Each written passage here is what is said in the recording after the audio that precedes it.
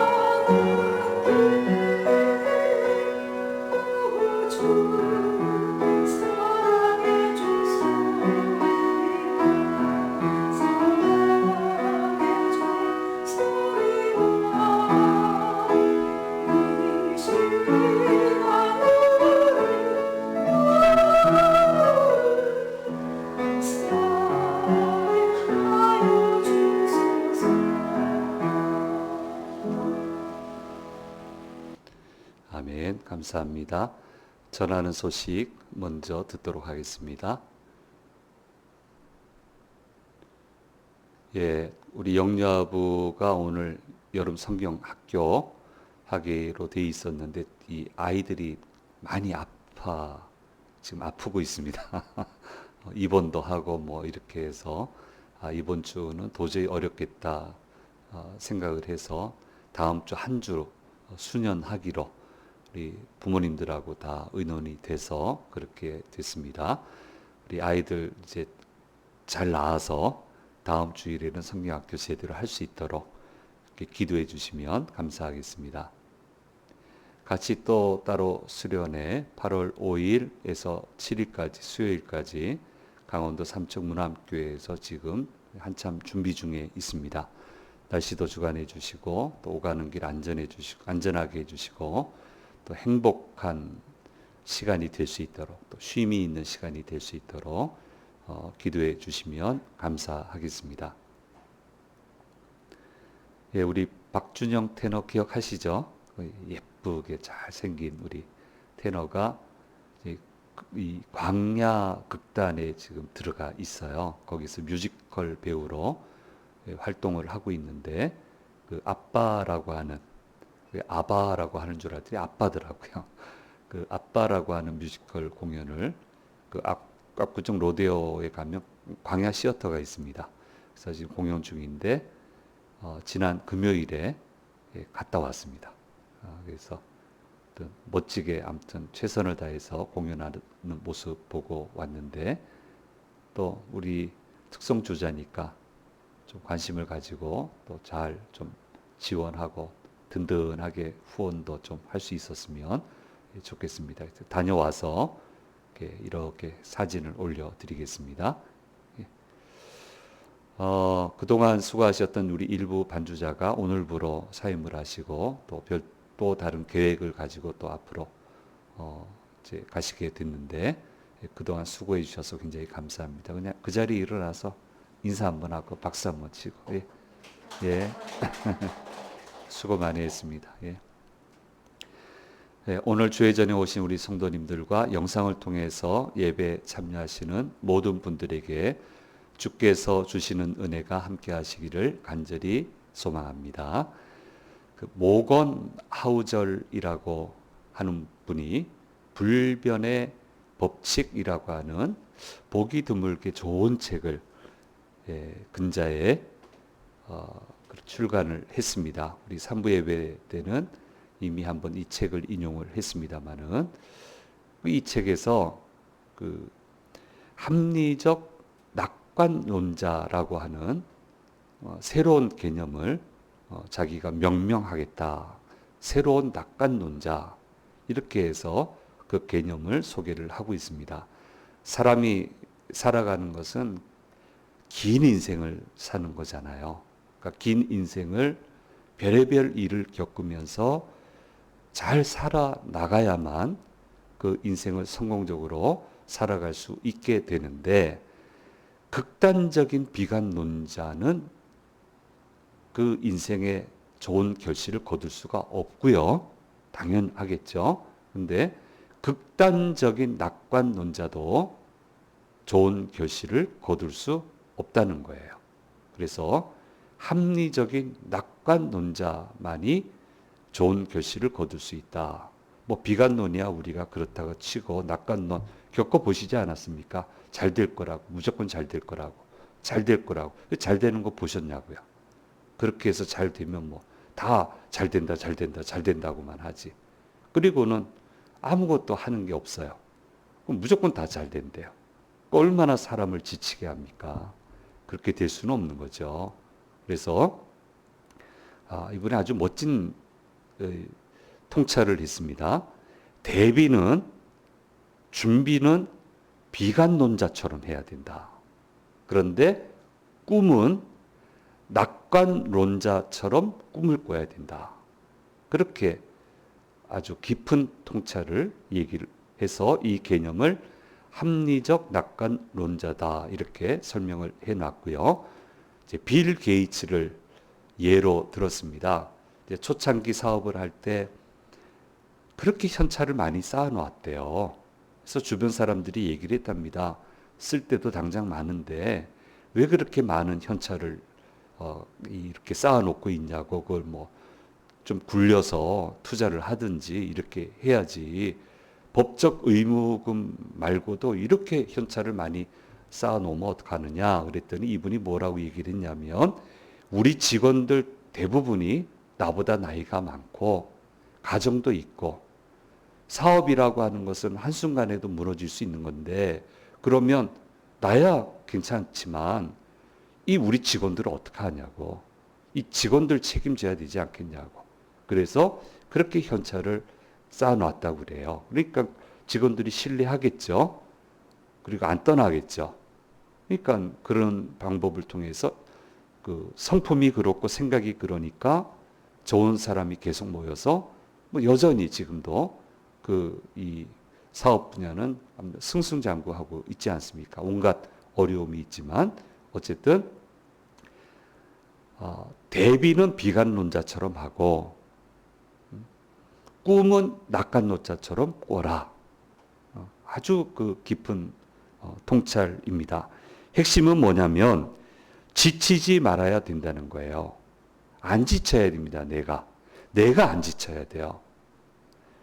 항상 옳은 궤도 위에서 올바른 방향을 향해서 잘 달려가야 된다는 거예요. 지치지 말고. 그렇게 해야만 인생을 성공적으로 살아갈 수 있게 된다라고 이야기를 하고 있습니다. 그래서 심리학적인 용어로 수면자 효과라고 하는 용어가 있습니다. 슬리퍼 이펙트라고 하는 그런 용어가 있는데요. 사람이 정보가 계속 들어오면은 거기에 대해서 반응하게 돼 있고 축적이 되면 여러 가지 일들이 생기게 되는데 똑같은 정보가 연속해서 안 들어오면 그 전의 일을 잊어버리게 된다는 거예요. 그 전의 정보를 잠재우게 된다는 거예요. 그러니까 계속 부정적인 정보를 자꾸 입수하지 말고 계속 오지 않도록 두려워하지 말고 잠재우라는 거예요. 수면자 효과를 써라는 거예요. 그렇게 하면 흔들리지 않게 되고 궤도도 이탈하지 않게 되고 제대로 잘 달려갈 수 있다라고 하는 것을 이 심리학적 용어로 소개를 하고 있습니다. 그렇게 되기 위해서는 여유를 가지는 것이 굉장히 중요하다라고 하는 건데요. 이렇게 여유를 가지는 것을 좀 심리학적인 용어를 많이 쓰는데 무들링 효과라고 이렇게 설명을 합니다. 무들링이라고 하는 건 뭐냐면 특별한 계획이나 목적 없이 기분에 따라 그냥 자연스럽게 걷는 거예요. 자연스럽게 행동하고 자연스럽게 상황을 만들어 가다 보면 정서가 순환되고 나쁜 것을 다스릴 수 있게 되고 마음이 진정이 되고 그러면 새 방향을 보게 되고 그렇게 무들링을 해야 사람은 여유를 가지고 살아갈 수 있게 된다라고 하는 그런 이제 개념입니다. 그래서 예수님의 생애를 무들링이라고 하는 이 단어로 소개한 책이 딱 한 권 나왔어요. 외국분이 지었는데요. 아주 오래전에 무들링이라고 하는 주제로 썼어요. 너무너무 아주 감명 깊게 제가 읽어봤고요. 안 쫓기지 않으셨다는 거예요. 유유자적하시면서 상황을 정리하시고 유유자적하시면서 목표를 잃지 않고 마음을 좀 진정시키시면서 가야 될 길을 제대로 가셨기 때문에 예수님은 그 어마어마한 십자가를 잘 견뎌내시고 우리의 구세주가 되실 수 있었다라고 그렇게 설명을 했고요. 아주 감명 깊은 책입니다. 그리고 제가 아는 대가 두 분은 실제로 이것을 적용을 하세요. 그냥 그 의자 있잖아요. 이렇게 왜 그 사장님 의자, CEO 의자처럼 이렇게 뒤로 쫙 제치고 이렇게 왔다 갔다 하면서 이 생각도 해보고 저 생각도 해보고 이렇게 하다 보니까 유레카 여기서 새로운 생각이 막 떠오르게 되고 상황이 진전이 되고 그렇게 해서 본인 관리를 하시는 분도 봤는데 그분은 세계적인 분이 됐습니다. 이 무들링을 그 경무에 시달리시고 분초를 다투시는 분인데 어떻게 그런 여유를 가지고 계신지 몰라요. 그렇게 해서 자기 길을 잘 달려가시게 되었고 저도 그런 과정을 보면서 이 무들링을 종종 저도 활용을 하고 있습니다. 지금 이스라엘 백성이라고 우리가 통칭하지만 이스라엘은 다 무너졌고요. 다 흩어져 버렸고요. 어디에 어떻게 된지 모르겠고요. 이제 사실 유다 백성들인데 이걸 우리가 이제 뭐 남북으로 지금 나누어져 있지 않으니까 유다 백성이라고 통칭을 합니다마는 지친 것 같아요. 짜증이 난 것 같아요. 아니 우리들은 하나님의 백성인데 천지 만물을 지으신 하나님의 백성들인데 왜 우리는 안 되고 우상을 섬기는 저 사람들은 왜 저렇게 잘 살고 나라가 강대하고 도대체 이게 우리는 이 고생을 하는데 저 사람들은 어떻게 저렇게 살아갈 수 있냐고. 하나님 우리가 더 잘 돼야 되는 거 아닙니까? 성결한 내가 잘 돼야 되고 기도하고 있는 내가 더 잘 돼야 되는데 왜 나는 안 되고 저 사람들은 저렇게 되고 있습니까? 그러니까 지쳐 있는 거예요. 짜증이 나 있는 거예요. 극도의 비관론자가 되어 있습니다. 그래서 뭐라고 기도하냐면 하나님 임하셔서 이 모든 것을 바로 잡아주세요. 저들은 심판하시고 우리는 세워주셔야죠. 저 사람들은 심판하셔야 되지 않습니까? 그게 이 공의로우신 하나님 아니십니까? 지금 그렇게 지금 말라기서 상황에서 외치고 있습니다. 굉장히 당당하죠? 믿기지 않을 정도예요. 굉장히 당당해요. 그리고 하나님이 임하시면 모든 것이 무조건 좋아질 것이라고 극도의 낙관론을 펼치고 있습니다. 여러분 어떠세요? 맞는 얘기죠?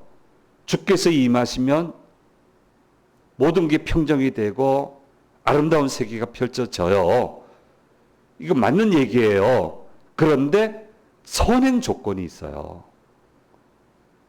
주께서 임하셔서 역사하실 수 있는 환경이 만들어져야 되거든요.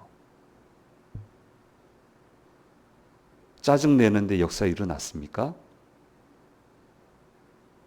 불평하는데 역사가 일어났습니까? 의심하는데 역사가 일어났습니까? 지금 그러고 있는데 주께서 임하시면 무조건 다 잘 될 거다. 예.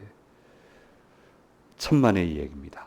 선행이 돼야 되는 일들이 반드시 있다라고 하는 것을 우리는 잊어서는 안 됩니다. 왜 믿음의 사람보다 그렇지 않은 사람이 더 잘 됩니까? 라고 하는 질문은 지금도 많은 사람들이, 많은 그리스도인들이 하고 있는 질문이고, 저도 이미 설교 여러 번 통해서 말씀을 드렸지만 그런 질문을 심각하게 드린 적이 있고요. 지금은 안 합니다. 지금은 그런 질문을 안 합니다. 답을 찾았기 때문에. 아시다시피 제가 있었던 분야는 기계적으로 승급 신사를 하던 조직이었지 않습니까? 원하든 원하지 않든 무조건 심사하게 돼 있고요. 결과가 나뉘게 됐고요. 상위 직위로 진출하는 자리는 항상 적고요. 대상자는 많고요. 그러니까 진출하는 사람이 받는 처우와 진출 못하는 사람이 받는 처우가 극명하게 갈리어지는 그런 조직이었고요. 그러니까 그때가 되면 모든 교인들이 조바심이 나서 그렇게 작정 새벽 기도하고 그렇게 합니다. 당연히 목사도 관심을 가질 수밖에 없고요. 온 신경이 곤두설 수밖에 없어요. 우리 교우들이니까 그럴 수밖에 없잖아요. 이분이 어떤지 늘 물어보고 다니고 내가 아쉬운 게 없는데 늘 아쉬운 소리 해야 되고 이 사람 좀 도와주세요. 잘하잖아요. 기회를 좀 줘보세요. 기대에 어긋나지 않을 겁니다. 늘 그러고 그렇게 다녔습니다. 그런데 어느 한 해에는 제가 생각할 때 정말 믿음 좋은 분들이 여러분이 승급이 되지 못했어요. 그러니까 얼마나 놀랬는지 잘 될 거다 생각했는데 안 되셨어요. 너무 많은 분들이 그렇게 됐어요. 그래서 저도 당황하고 울면서 찾아오는 또 신방도 하면 뭐 울지요. 우는데 아이고 하나님이 더 잘해 주실 거라고 위로하지만 제가 이해가 안 되는 거예요. 목회 못 하겠어요. 아니 좋은 믿음의 사람이 왜 이렇게 돼야 되는지 내가 이 답을 못 얻으면 내가 여기서 목회를 못 하겠어요. 그래서 그때 하나님이 제게 주신 마음과 제가 했던 결단은 도대체 어떤 사람이 성공하냐. 그래서 그때부터 제가 한국에 나와 있는 모든 성공에 관한 책은 다 읽었다고 말씀드렸잖아요. 3년 걸렸습니다. 개인이든 기업이든 뭐든 성공이란 단어가 들어간 모든 책들은 다 사서 읽었습니다. 다 사서 읽은 마지막 결론이 뭔지 아세요? 하나님 말씀대로 하면 성공한다예요. 그게 답이었어요. 그리고 나서 제가 가슴 아파했던 분들의 삶을 되새겨 보니까 말씀에서 어긋난 부분들이 보이기 시작을 했어요. 아, 그래서 안 됐구나. 하나님의 말씀을 정확하게 이해하고 현실에 정확하게 풀어낼 수 있어야 되는데 그 부분이 부족한 것을 알게 됐습니다. 못 풀어내는 거예요. 주님은 그렇게 얘기하지 않았는데 자기가 그렇게 해석을 하고 이게 좋은 믿음의 사람이다 생각하고 그렇게 하니까 어떻게 하나님이 역사를 하시겠어요? 말씀대로 안 풀어내는데. 참아야지. 이겨내야지. 견뎌내야지. 마음이 상하지 말아야지. 성경은 그렇게 얘기하는데 때로는 자존심도 접어야지. 성경은 그렇게 얘기하는데 정반대의 길을 갔으니까 어떻게 하나님의 역사가 일어나겠어요? 말씀대로 안 하는데. 지금도 보면 그렇습니다. 하나님이 세상을 운영하시는 이치가 있어요. 말씀에 이치가 있습니다. 여러분 잘 보세요. 말씀대로 세상이 돌아가거든요. 근데 아주 그냥 놀랍도록 사람들이 깜짝 놀랄 만한 실적을 내는 기업이나 개인들을 보면 얄미울 정도로 말씀대로 해요. 정말 얄미울 정도예요. 야, 저 사람들 생존하기 위해 연구한 결과겠지만 야, 어떻게 저렇게 얄밉게 하나님 원리를 잘 알까?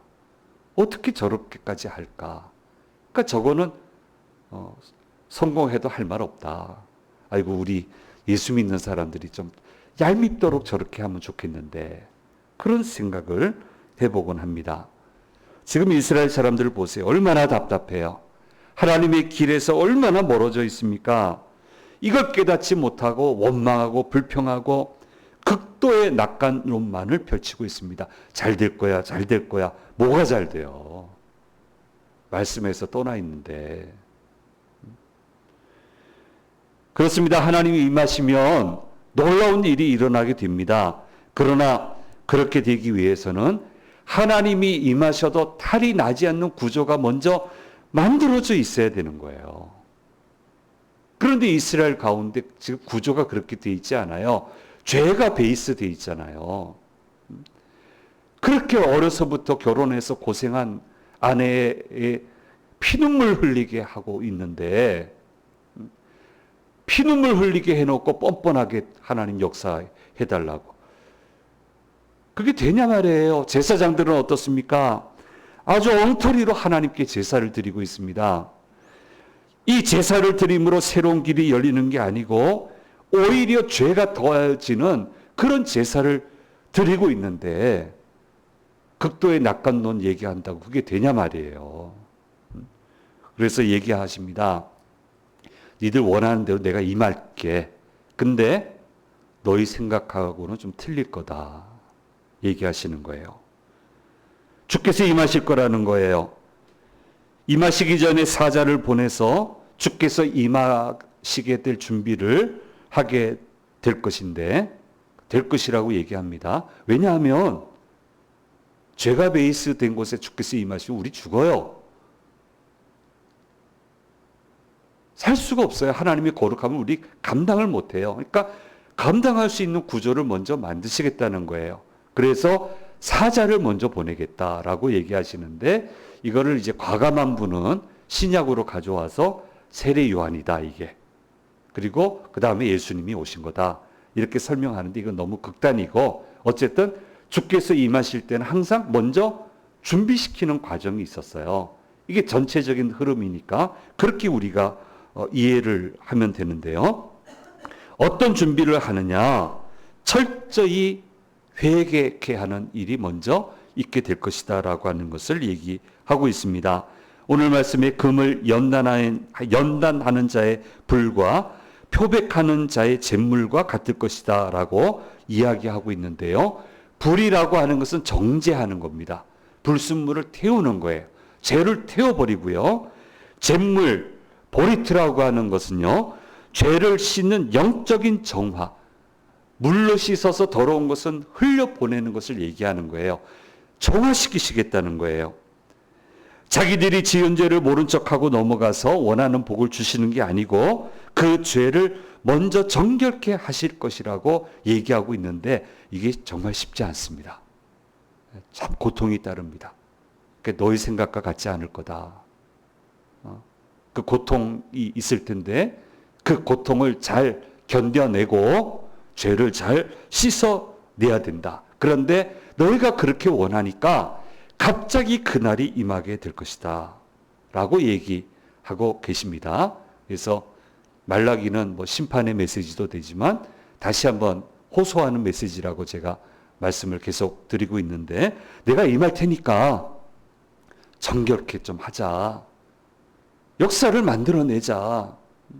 나 너희하고 정말 멋있게 가고 싶으니까 좀 제대로 한번 가보자. 지금 그렇게 얘기를 하고 있습니다. 임할게 내가 역사할게. 역사할 수 있는 환경을 만들어라. 회개해라. 내가 마음껏 역사할 수 있게 만들어라. 어떤 일이 일어나는지 봐라. 그 다음 시간에 다시 또 얘기하신단 말이에요. 그러면서 제일 먼저 제사장들을 새롭게 하시겠다고 얘기하고 있습니다. 바른 제사를 그래야 드릴 수 있고 그렇게 해야만 하나님과의 관계가 열릴 수 있기 때문에 예배가 정상이 돼야 된다. 이건 다음 시간에 한 번 더 우리가 묵상을 하게 되겠습니다. 그리고 그 다음은 사회 속의 온갖 범죄들을 청산하시는데 점치는 자, 간음하는 자, 거짓 맹세하는 자, 일용직 근로자를 억울하게 하는 자, 사회적 약자들을 억압하는 자들을 심판하고 청산하시겠다. 그렇게 정결케 된 그곳에 주께서 임하셔서 역사를 만들어 가시겠다고 말씀하고 있습니다. 말라기 3장 6절 말씀에 말씀하고 있습니다. 같이 읽겠습니다.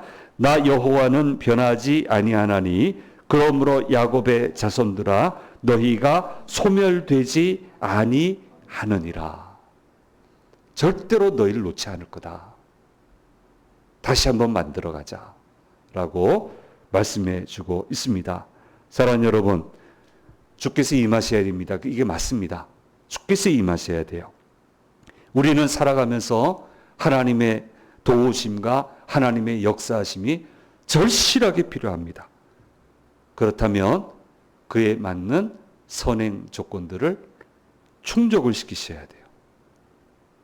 돌이켜보세요. 회개하세요.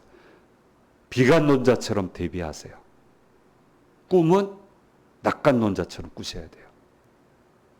놀랍게 역사하실 거예요. 놀랍게 축복하실 거예요. 상상치 못한 길을 여실 거예요. 그게 가능하다고 지금 생각 안 되지만, 지금은 생각 안 되지만 놀랍게 역사하실 거예요. 그러면 어떻게 대비해야 됩니까? 이건 비관론자처럼 철저히 돌아보고 하나님이 역사하실 수 있는 구조를 만들고 하나님이 마음껏 역사하시도록 마음껏 하시도록 그렇게 될 때 얘기하십니다. 야곱의 자손들아 너희가 절대로 소멸되지 아니하느니라. 그렇게 내가 안 만들겠다. 이 약속의 말씀으로 오늘 저와 여러분에게 가르쳐 주시고 있습니다. 사랑하는 여러분, 주께서 임하셔야 돼요. 회개하고 돌아오세요. 지치지 마세요. 그 손을 꼭 붙드세요. 살리시는 역사를 이루실 거예요. 그 길로 우리는 지치지 말고 달려가야 됩니다. 수면자 효과. 나쁜 것들은 자꾸 정보를 주지 마세요. 잠재워 버리세요. 믿음의 좋은 말, 믿음의 좋은 비전, 하나님의 축복의 말씀 계속 연이어서 오게 하세요. 절대로 내 뇌리에서 사라지지 않도록. 그렇게 간다면 우리 하나님이 놀라운 역사로 저와 여러분을 인도해 주실 줄 믿습니다. 이제 PPT 한번 보겠습니다.